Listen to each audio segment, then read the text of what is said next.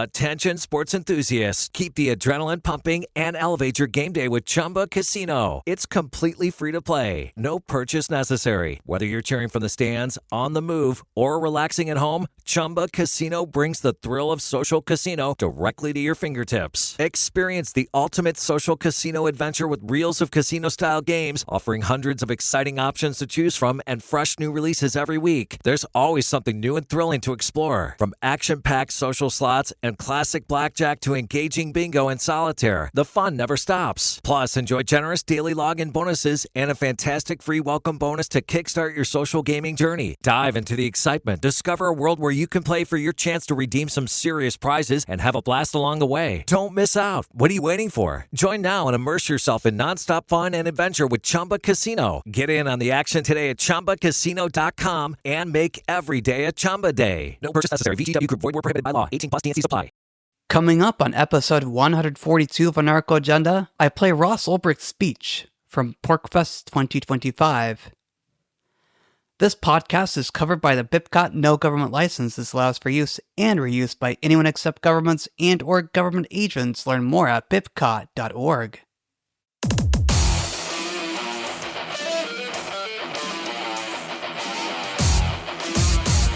Ross Ulbricht spent 11 years behind bars, all for the crime of putting together a website on the dark web for people to buy and sell plants, fungi, chemicals, and other things a government gang did not want you to have.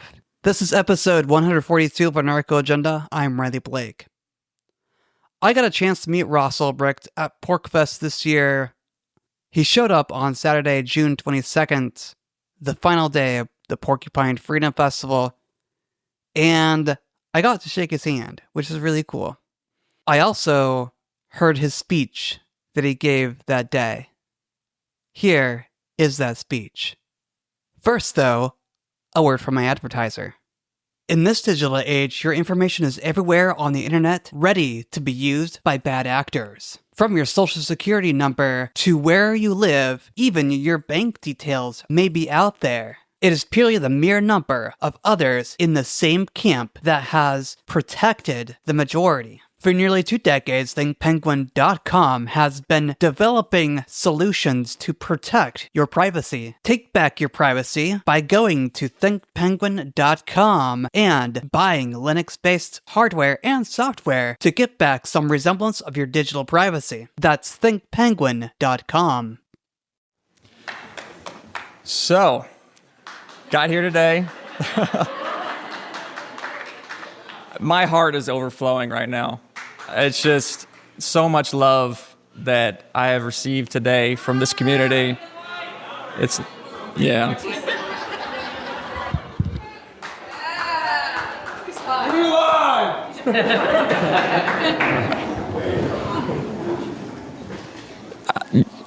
I love you guys.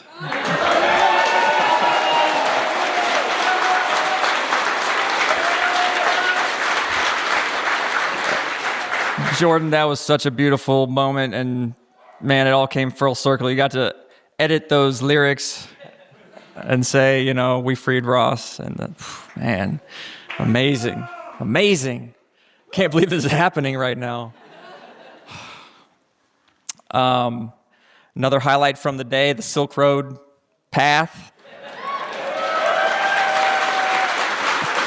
That is so cool. Got to walk down that thing and, like, you guys get it, you know? There it is. Yeah.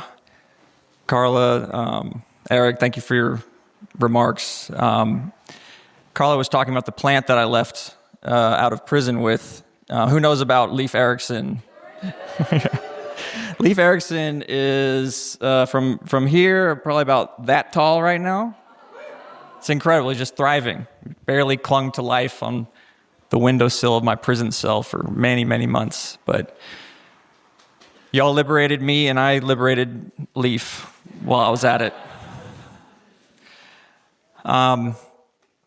So we go way back. Even though we're meeting for the first time, we go way back because, you know, when I got arrested all those years ago, It just turned my life upside down, and it turned my family's life upside down. And, I think a lot of people didn't know what to make of it.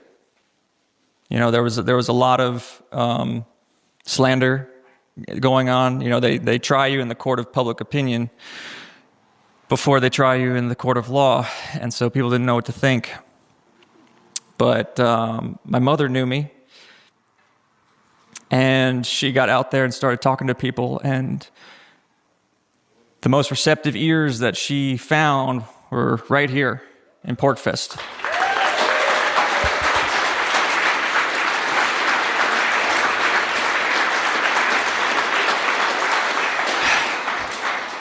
And that was early on, You were our first kernel of support. It started here. It started to grow into a movement here. Every time my mom would get back from Porcfest, she would say, I got love bombed again. And that meant so much because she needed that. And I needed her. I needed you, and you were there for me. And you've been there for me the whole time, all the way up till now. And somewhere along the way, maybe 2014 or 15 or so, my wonderful wife, Caroline, showed up. And most of you haven't met her. You know my mom because she's been coming here. She's fearlessly got in front of the cameras, got in front of the spotlight, and started standing for me. When Caroline came in to help, she was behind the scenes. She was crafting the message. She's a project manager by trade, so just organized the whole thing, took it up a level, and just started really making it like we're fighting back. We're fighting back against this narrative that is keeping me in a cage. And it's the weirdest thing because before I got put in prison, I kind of prided myself on, I don't care what people think of me. I know who I am, and if they don't like me, well, their problem, right? But in prison, what people thought of me was determining my whole future. I couldn't get out because people thought, well, yeah, maybe he's a bad guy. I've heard some bad stuff. So getting the truth out there, getting the right message out there so that people know who I am made all the difference. But just to bring it back, you guys never abandoned me. You never doubted me. You were there the whole time, like no one else. And I just thank you so much. Thank you. Thank you.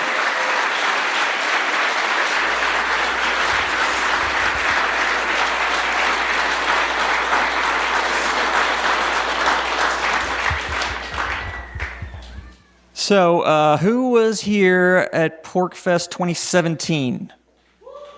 Wow, a lot of regulars. Okay. Well, you're going to get a repeat performance. I apologize in advance. But I brought with me a letter that I wrote you that year that I believe my mom read for you. And I just want to read it again because I feel like it brings everything full circle and just puts it in perspective where I was then when you were supporting me, and now the result of all that support, me being free on this stage.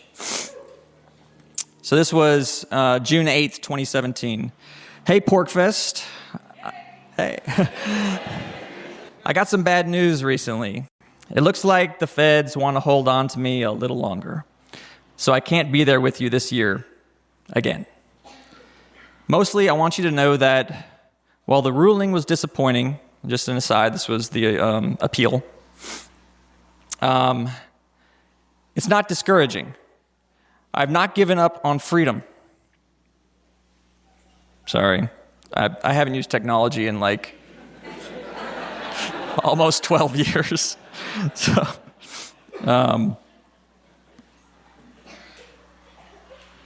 come help me.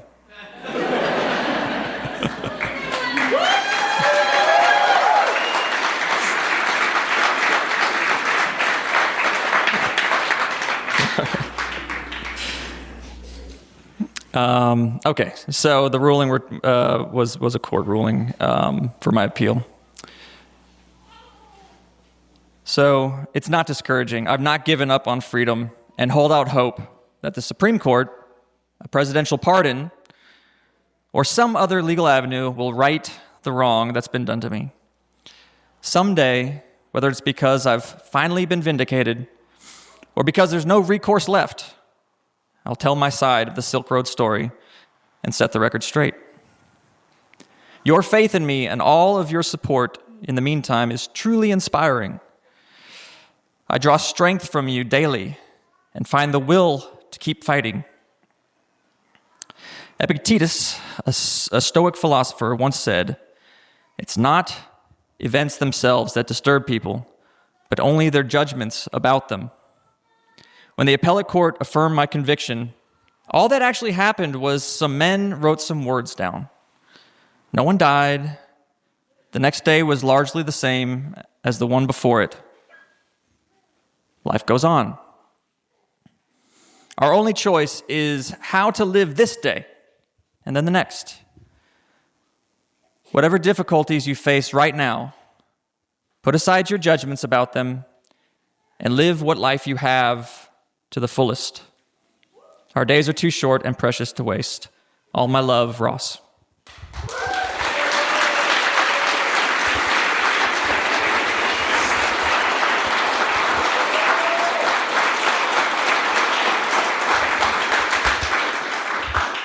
So I was back in 2017,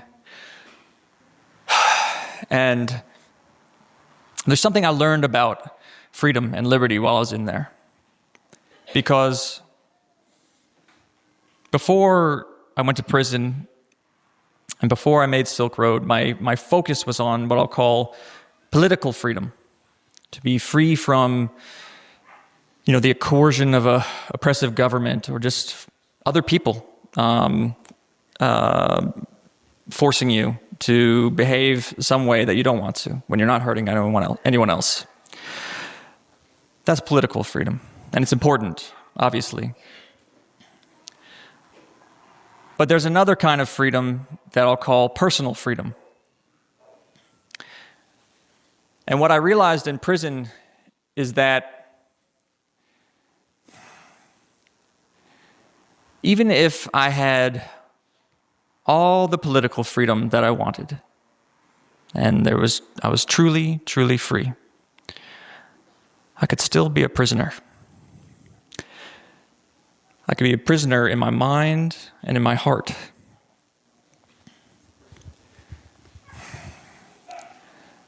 I wanted out of that cage so bad. There were days when it was just every fiber of my being was like, get me out of here. I can't take another day. And sometimes those days stacked. And the next day, it just got worse.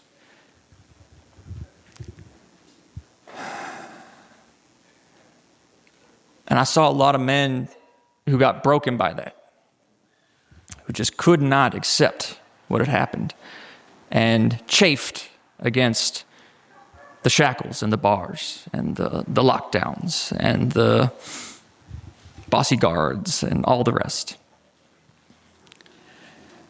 But eventually I saw that this is not helping. Resisting what had happened to me was draining me. They took my body, but I was giving them my mind. You understand what I'm saying?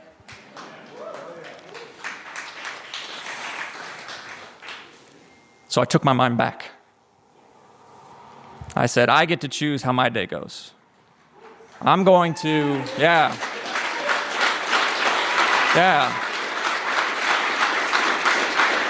That's what I'm trying to tell you. Even in those circumstances I was in, I had choices. And the more I could get more choices, the more I could decide for myself how things were going to go, the more freedom I had. That's freedom, having those choices. If my day is going to be miserable because all I'm looking at is miserable people and gray concrete and everything's hard and everything's hot and everything sucks,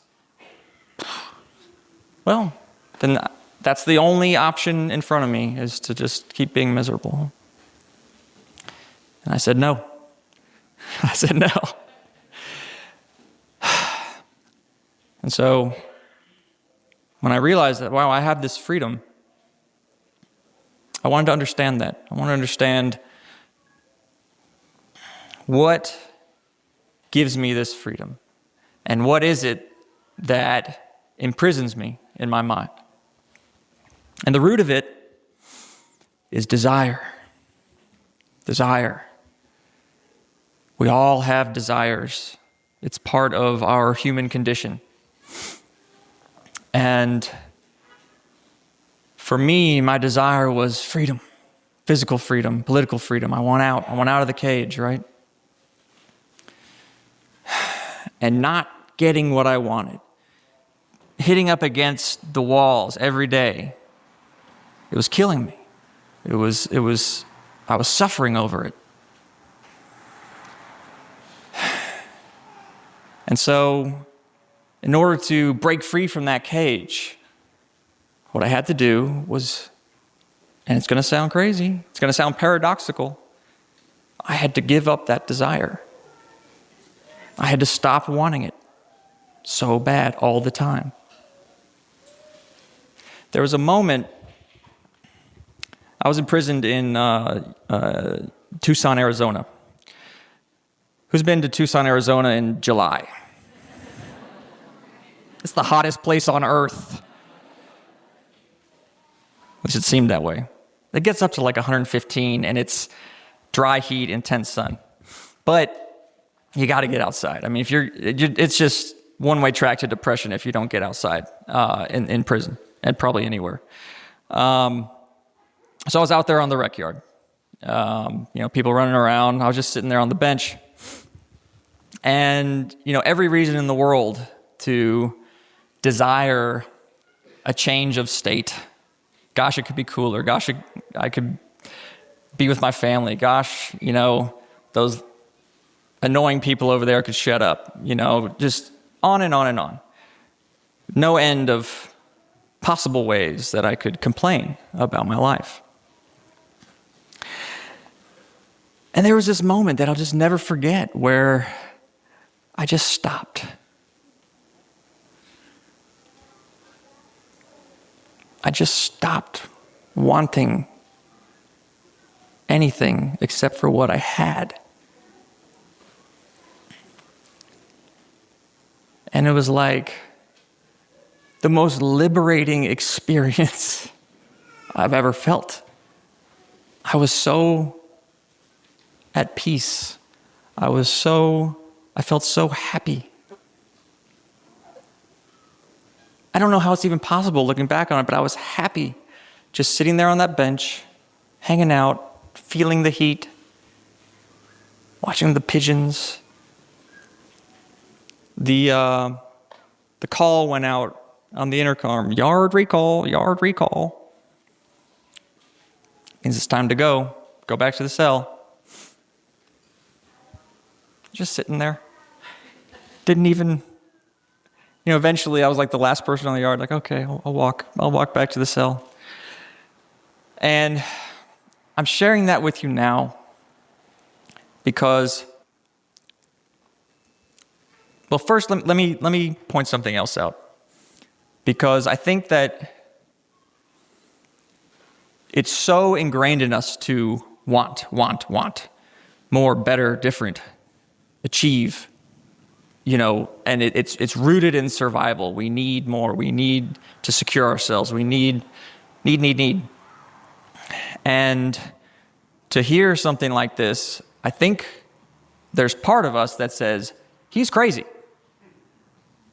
If I stop wanting, if I stop desiring, I'll starve to death. I gotta want food. I gotta want shelter. What's he talking about?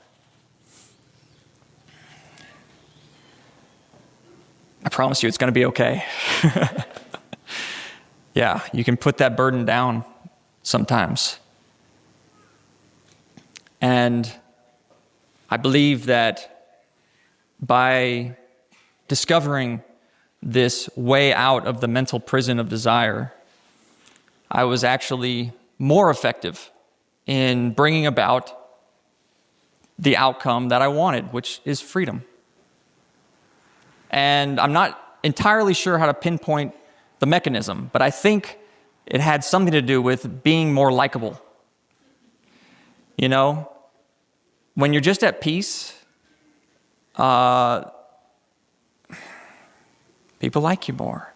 When I'm not pissed off because I'm not getting my way and fighting with my wife or my mom, they're going, he's just such a good guy, he needs to get out. And I see more clearly when my mind is not clouded by desires and my attention is not being pulled in every direction. And I can see, I need to show the people in my life a little more love right now. I need to be a little more grateful for what I have. I need to, get the attention off myself and see where I can help out with the people around me. And there was no end to people who needed help where I was. So I chose to talk to you about this today because it may be the case that some of you are in the mindset that I was before I created Silk Road, where I wanted more freedom. I wanted liberty. I felt that I was righteous and that the way the world was wrong. I wanted a state change. State meaning like the state of the world, right? And I wish that I had hit pause and let go of that for a minute and gained a little perspective. Because after going to prison, perspective was forced on me. I had to face my mother's tears. I had to look myself in the mirror in that prison cell and ask myself, dear God, what have I done? I've ruined my life. And that is a tough pill to swallow, and I had to swallow it. That was the only way to accept that, in all likelihood, I'll be looking at myself in this mirror and watching the man looking back at me grow old and gray and eventually sick, and then I'll die. And it's just a miracle that didn't happen. It's a total miracle. And it was. And, God is love, and the love that you showed me was divine, and the outcome is a miracle. The fact that President Trump survived the campaign, that he saw the political capital that was in you and so many others who supported me, that he, unlike so many politicians, was true to his word, almost to the hour.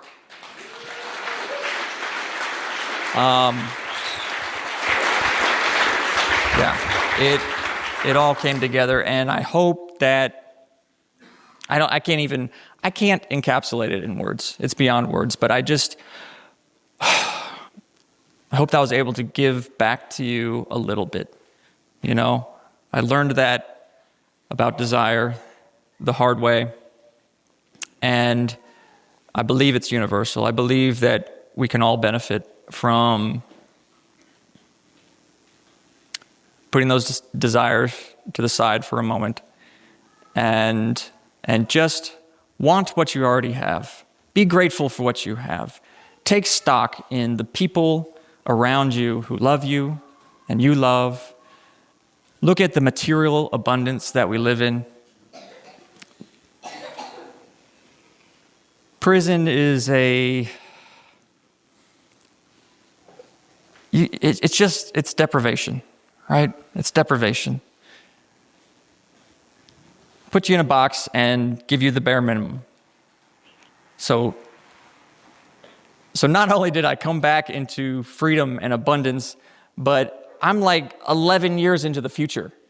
And I know the world seems crazy right now, but progress has been made. And it's a pretty awesome world that we live in. It really is.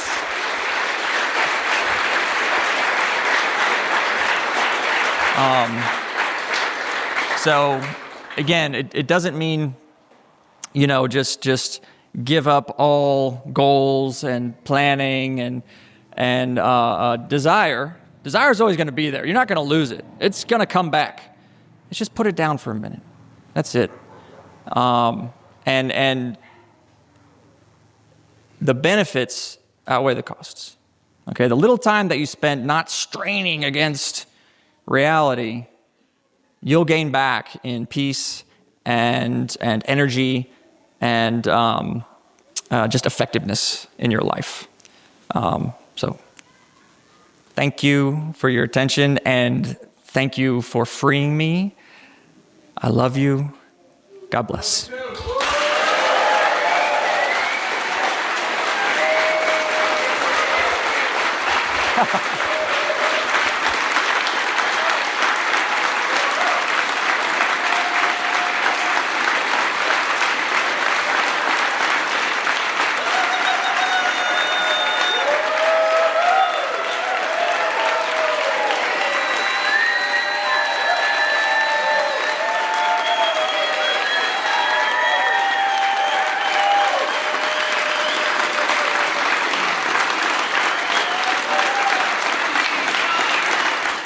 A couple things that stand out to me from Ross's speech are his ability to have joy in his existence.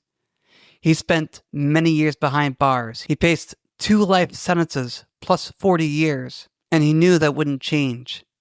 But over time, he stopped fighting the desire to be free. Instead, he focused on doing what he could to make himself happy, finding ways to find happiness in his own bleak, dark cell. To me, that is the most important thing we can all do. We're not all in cages. We're not sitting here worrying about whether we're going to get out of a cage tomorrow, or whether we're going to be kept in solitary. Perhaps the cages we are surrounding ourselves with are the cages of our minds. The cages that hold us in a grasp of iron that never let us go. And perhaps the key is surrender. Surrender to the moment. Surrender to what is. And try and be happy in the process of it all. I think that's the big thing I got out of Ross's speech that day. This concludes episode 142 of our Narco Agenda. I'm Riley Blake. If you like my content and want to support me on Patreon, you can do so at patreon.com/crblake86. That's patreon.com/crblake86. You can also send me crypto and support me that way. Also, make sure you rate, review, and share this podcast on your socials. Thank you very much for listening. Catch you next episode. Worms. Marketing is hard. But I'll tell you a little secret. It doesn't have to be. Let me point something out. You're listening to a podcast right now, and it's great. You love the host. You seek it out and download it. You listen to it while driving, working out, cooking, even going to the bathroom. Podcasts are a pretty close companion. And this is a podcast ad. Did I get your attention? You can reach great listeners like yourself with podcast advertising from Libsyn Ads. Choose from hundreds of top podcasts offering host endorsements, or run a pre-produced ad like this one across thousands of shows to reach your target audience and their favorite podcasts with Libsyn Ads. Go to libsynads.com, that's Libsyn ads.com today,